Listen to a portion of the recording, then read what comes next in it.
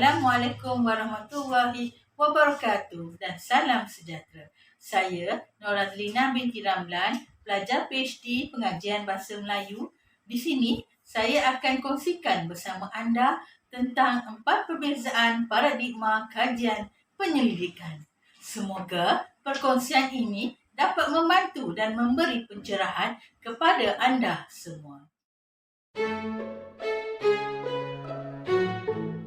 Sebelum saya menerangkan jenis-jenis paradigma, kita fahami dulu definisi bagi paradigma kajian. Paradigma kajian merupakan satu set kepercayaan mengenai sesuatu isu yang berlaku di sekeliling dan memerlukan pendekatan bagaimana isu tersebut boleh diselidiki. Model, perspektif atau rangka konsep yang membantu kita mengorganisasi pemikiran, kepercayaan, pandangan dan amalan kita dalam menghasilkan penyelidikan. Terdapat 4 paradigma dan terdapat perbezaan antara jenis-jenis paradigma ini yang akan saya ungkaikan satu persatu.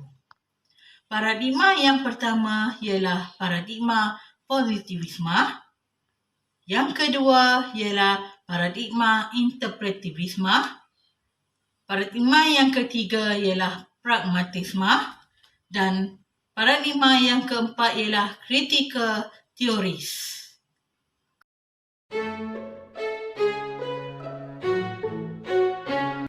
Paradigma yang pertama ialah paradigma positivisme.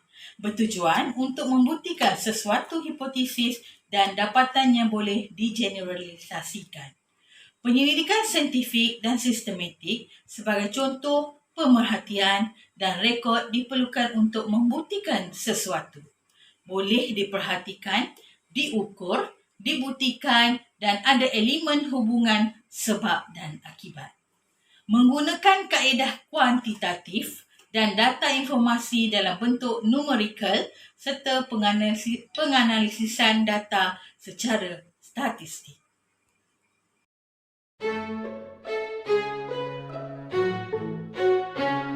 Ya, paradigma yang kedua saya akan ungkapkan iaitu paradigma interpretivisme. Bermatlamat memahami sikap perangai manusia berbanding mengeneralisasikan hasil kajian atau meramal sebab dan akibat.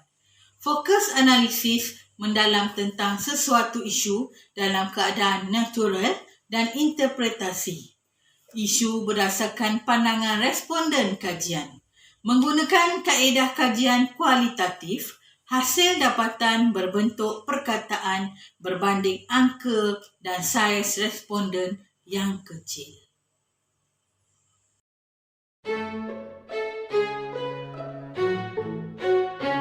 Paradigma pragmatisme. Mereka lebih berfikiran terbuka, mempersembahkan data dalam bentuk kualitatif dan kuantitatif. Ciri-ciri mereka melihat dunia dengan lebih terbuka dan luas, di mana pengkaji pragmatis melihat dari kedua-dua metod iaitu kualitatif dan kuantitatif yang dikenali sebagai mixed method.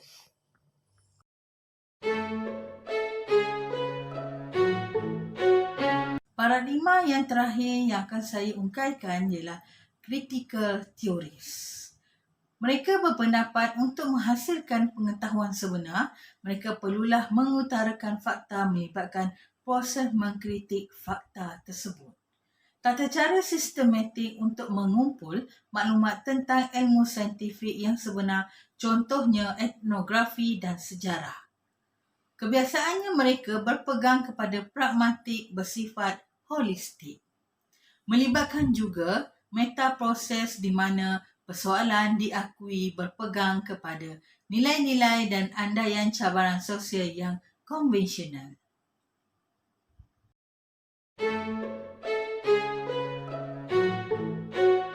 Seterusnya, saya akan menerangkan perbezaan bentuk data dan kaedah kutipan data bagi positivisme dengan interpretivisme. Paradigma positivisme menggunakan kaedah kuantitatif seperti statistik, tinjauan dan soal selidik, manakala interpretivisme menggunakan kaedah kualitatif seperti pemerhatian peserta dan wawancara tidak berstruktur.